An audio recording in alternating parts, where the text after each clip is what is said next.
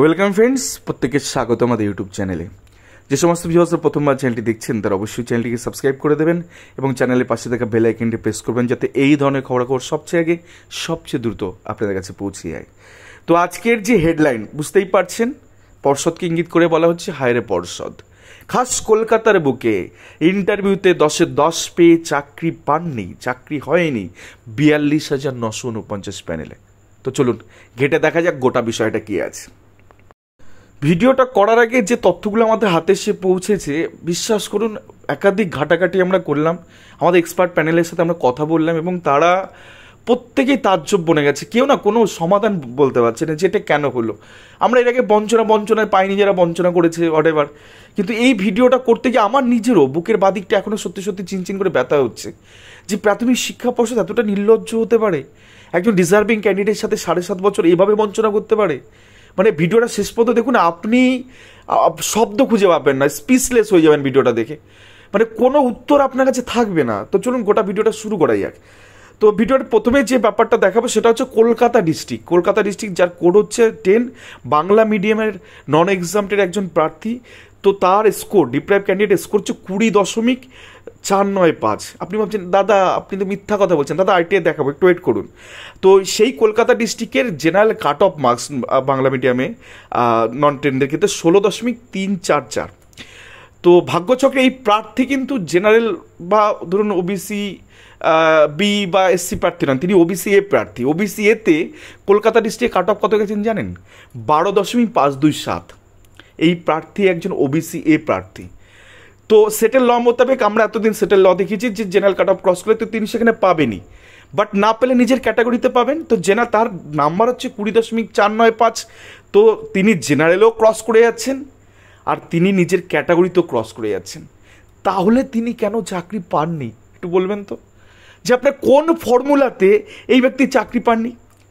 মানে আমরা না ভেবেছিলাম যে ইনি হয়তো চাকরি পেয়েছেন। এত বড় অন্যায় তো করতে পারে না প্রাথমিক শিক্ষা পর্ষদ, যার মানে এক্সট্রা পাশে কোম্পানি টোটালটা খারাপ, তাও তো এই জিনিসটা করতে পারে না। কারণ নিজের ক্যাটাগরি এবং দু জায়গায় নাম্বার ক্রস করে যাওয়ার পরে অধিক নাম্বার পেয়েও তিনি কেন পাবেন না বলুন তো? আমরা ভেবেছি এই প্রার্থী হয়তো চাকরি পেয়েছেন, হয়তো SMS-টা পান। বিশ্বাস করুন 42,949, 16,500 ব্রেকআপ তালিকা পাই টু পাই খুঁজে তার নাম আমরা খুঁজে পাইনি, অর্থাৎ তিনি চাকরি পাননি। 2016 প্যানেলে, 2020 প্যানেলে কোথাও পাননি। তো এইরকম একজন নাম্বার, যার ইন্টারভিউ অ্যাপটিটিউড 5-এ 10 পেয়েছেন, তার সমস্ত যোগ্যতা তিনি সেখানে দেখিয়ে দিয়েছেন, তারপরে গিয়েও জেনারেলেও তিনি পাচ্ছেন। এই যে ধরুন টেটে 90, বা আপনি আরও হয়তো বলবেন যে তার এজ বয়স বেশি, তিনি জেনারেলে ঢুকতে পারবেন, আমি সব মেনে নিলাম। আমি ধরে নিলাম তিনি জেনারেলে ঢুকতে পারবেন না, তার বয়স বেশি। আমি ধরে নিলাম তিনি টেটে 90 নিচে পেয়েছেন, তার জন্য তিনি জেনারেলে ঢুকতে পারবেন না। বাট নিজের ক্যাটাগরিতে 20.495 পেয়েছেন। আর কোথায় মানে ওবিসি এ নন টেন গেছে 12.527 কলকাতাতে নন টেন সাধারণ প্রার্থীদের ক্ষেত্রে। তো সেক্ষেত্রে তিনি কেন তার ক্যাটাগরিতে পাবেন না?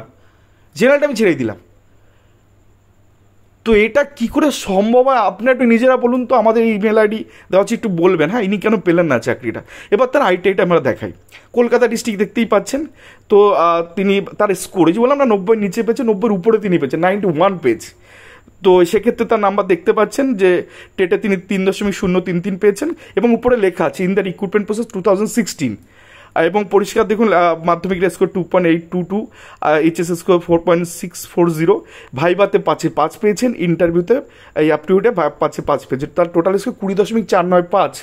আচ্ছা, এই ইনফরমেশান তো কোনো একটা আধিকারিক দিয়েছে, আর আধিকারিক তো প্রাথমিক শিক্ষা পর্ষদের থেকে এনে দিয়েছে, তিনি তো মন গড়া কথা কিছু বলবেন না।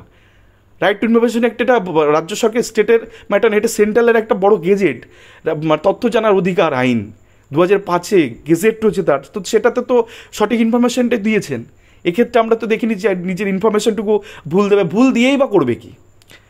তো পরিষ্কার দেখতে পাচ্ছেন যে 20.495 পেয়েছেন। তো তিনি দু জায়গায় ক্রস করে গেছেন, তারপরেও 42,949 চাকরি পাননি। বিশ্বাস করুন খুব কষ্ট হচ্ছে, আমার নিজের জন্য না, বা আমার এই সমস্ত যে রিজার্ভ প্রার্থী তাদের জন্য না, এই প্রার্থীর জন্য স্পেশালি কষ্টটা হচ্ছে যে এটা কী করে সম্ভব। তিনি না বসে থাকেননি। লোকে বলে না যে আপনি এতদিন ঘুমোচ্ছিলেন, তিনি ঘুমোননি, তিনি ঘুমোনি, তিনি ছুটে বেরিয়েছেন কলকাতার বিভিন্ন রাস্তায় রাস্তায়। দেখাবো সেই ঘটনা। দেখুন, কলকাতা ডিপিএসসি যখন তিনি আইটিআইটি রিসিভ করলেন, তারপরে তিনি ছুটে গেলেন কলকাতা ডিপিএসসিতে। সেক্ষেত্রে মাননীয় শ্রী কার্তিক চন্দ্র মণ্ডল, মান্নাথ ছিলেন ডিপিএসসি চেয়ারম্যান, তার সাথে ফিজিক্যালি তার অফিসে গিয়ে কথা বলেছেন, সেখানে গিয়ে ডেপুটেশন দিয়েছেন, কাগজ দিয়ে অ্যাপ্লিকেশন দিয়েছেন যে আমারটা একটু রিচেক করুন, আমি বঞ্চিত হতে পারি না 7.5 বছর ধরে, আমি যে ডিজার্ভিং ক্যান্ডিডেট, আমি জেনারেল কাট অফ ক্রস করেছি, আমি নিজের ক্যাটাগরি কাট অফ ক্রস করেছি, আমি ইন্টারভিউতে 5 পেয়েছি, আমি অ্যাপটিটিউড টেস্টে 5 পেয়েছি, আমার সর্বটুকু দিয়ে আমি একটা প্রাথমিক শিক্ষকের একটা চাকরির জন্য আমি এসি আপনাদের কাছে, আমি সব পার করে গেছি, দিন না মশাই আমাকে চাকরিটা, আমার হকের চাকরিটা দিন না। দিল না। প্রাথমিক শিক্ষা পর্ষদ মাননীয় গৌতম পাল, যিনি সত্যতার প্রতীক নিয়ে বসে আছেন চেয়ারটায়, এইরকম একজন প্রার্থীর কাছে এরকম একটা অ্যাপ্লিকেশন আসার পর তার একবার মনে হলো না, তিনি তো রিসিভ করেছেন তার অ্যাপ্লিকেশন, তার কাছে তো পৌঁছে গেছে অ্যাপ্লিকেশন, কলকাতা ডিপিএসসি চেয়ারম্যানের কাছে যেমন রিসিভ হয়েছে চিঠি, এখানেও চিঠি রিসিভ হয়েছে, ফিজিক্যালি গেছেন, এমন না বাই পোস্টে পাঠিয়ে কাজ সেরে দিলাম, তারা ফিজিক্যালি ছুটেছেন। সেখানেও তিনি থেমে থাকেননি, তিনি ডেপুটি সেক্রেটারি তৎকালীন পার্থ কর্মকার বাবু, যিনি ডক্টরেট করা সম্ভবত, তিনি বই ফই লেখেন, কি সমস্ত ম্যানুয়ালগুলো লেখেন, তো তার একবার মনে হলো না যে সন্তান সম একজন প্রার্থীকে দিয়ে দিই তার হকের চাকরিটা। তিনি জেনারেল কাট অফ ক্রস করেছেন, তিনি নিজের ক্যাটাগরি কাট অফ ক্রস করেছেন, 7.5 বছর সময় ধরে এই প্রার্থীর সাথে এরকম বঞ্চনা প্রাথমিক শিক্ষা পর্ষদ একটা স্বশাসিত সংস্থা কি করে করে। ভাবতে অবাক লাগে, জানেন তো, বিশ্বাস করুন ভাবতে অবাক লাগে যে এই প্যানেলে এরকম যোগ্য প্রার্থীরা বাইরে থেকে গেছেন। কষ্ট হয়, সত্যি খুব কষ্ট হয়। আজকে আমাদের এই চ্যানেলের দৌলতে আমরা তাদের সাথে কমিউনিকেট করতে পারছি, আমরা তাদের সুরাহার পথ হয়তো খানিকটা সেই রাস্তায় হাঁটাতে পারছি, কিন্তু এরকম যদি সত্যি ভাবুন না, 7.5 বছর কম সময়, এই সময়টায় জীবনে কত কিছু হতে পারতো, জীবনটাকে সে গুছিয়ে নিতে পারতো একটা সুন্দর ফুলের বাগানের মতন, পরিচর্যা করতে পারতো। ছোট্ট ছোট্ট শিশুরা যাদেরকে তার উপর দায়িত্বভার থাকতো, স্কুলে গিয়ে সে পড়াতো, ছোট ছোট মানুষ তৈরি করতো, মানুষ তৈরি করা কারিগর সে হতো। আজকে সেই জায়গাটাতেই 7.5 বছর তার সাথে বঞ্চনা করা হয়েছে। স্কুলটা সে তিনি এখনও পাননি, তিনি এখনও খুকড়ে খুকড়ে কাঁদেন, রাত্রে বালিশ ভেজান, পরিবারের আরও যে সমস্ত সদস্য রয়েছে তাদের দায়ভার তার উপর ন্যস্ত হয়েছে। ভাবুন তো একবার এই রকমভাবে যদি বঞ্চনার হয়, আপনি কার কাছে চাইবেন জবাব? কে দেবে আপনার উত্তর? পথে পথে রাস্তায় রাস্তায় অফিসে ঘুরে পেনের কালি শেষ হতে চলল, চোখের জল শেষ হতে চলল, যতটুকু সঞ্চয় ছিল তা শেষ হতে চলল। আর তারপর মানুষটা যাবেটা কোথায়? সত্যি খুব বেদনাদায়ক। এতদিন ভিডিও করেছি, অনেক কিছু বলেছি, চিৎকার করেছি, কিন্তু আজকের ভিডিওটা খুব মন থেকে করলাম, মনের অন্তর থেকে করলাম। তার কারণ হচ্ছে এই রকম বঞ্চনা মেনে নেওয়া যায় না।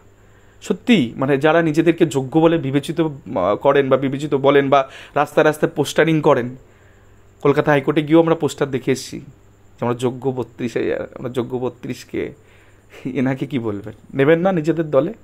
মনে হচ্ছে 2 জায়গায় কাট অফ ক্লিয়ার করার পরেও তিনি চাকরিটা পাননি, নেবেন না? ইন্টারভিউতে 5 অ্যাপটিটিউড টেস্টে 5 20 নম্বর পেয়েছে তার জেলায়, নেবেন না 32,000-এর দলে এনাকে? যাই হোক, আশা করি ভিডিওটা আপনাদের পছন্দ হয়েছে।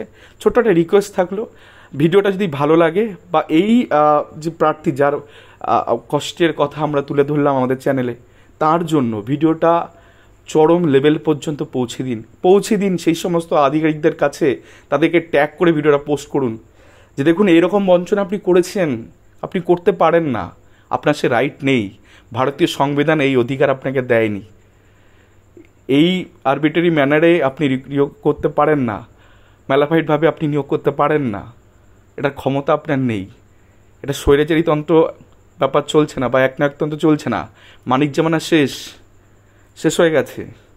তো সেখান থেকে দাঁড়িয়ে প্রাথমিক শিক্ষা পর্ষদের কাছে আমাদের করজোরে অনুরোধ থাকলো, নিবেদন থাকলো, এই প্রার্থীকে এনার অ্যাপয়েন্টমেন্ট নিতে প্রাথমিক শিক্ষা পর্ষদ বা ডিপিএসসিতে যেতে না হয়, আপনারা এনার অ্যাপয়েন্টমেন্টের ব্যবস্থা করুন, বাড়িতে পাঠান অ্যাপয়েন্টমেন্ট লেটার, এবং 14 দিনের মধ্যে এই প্রার্থীকে তার স্কুলে জয়েন করান, তাকে ন্যাশনাল বেনিফিটটা দিন এবং তাকে যা যা ফ্যাসিলিটি দেওয়ার সেগুলো দিন।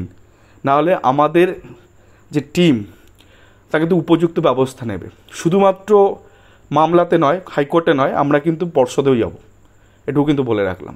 ধন্যবাদ সকলকে, ভালো থাকবেন, সুস্থ থাকবেন, আর অবশ্যই এই চ্যানেলটিকে সাবস্ক্রাইব করে দিন এবং এই ভিডিওটাকে শেয়ার করতে ভুলবেন না। ধন্যবাদ সকলকে।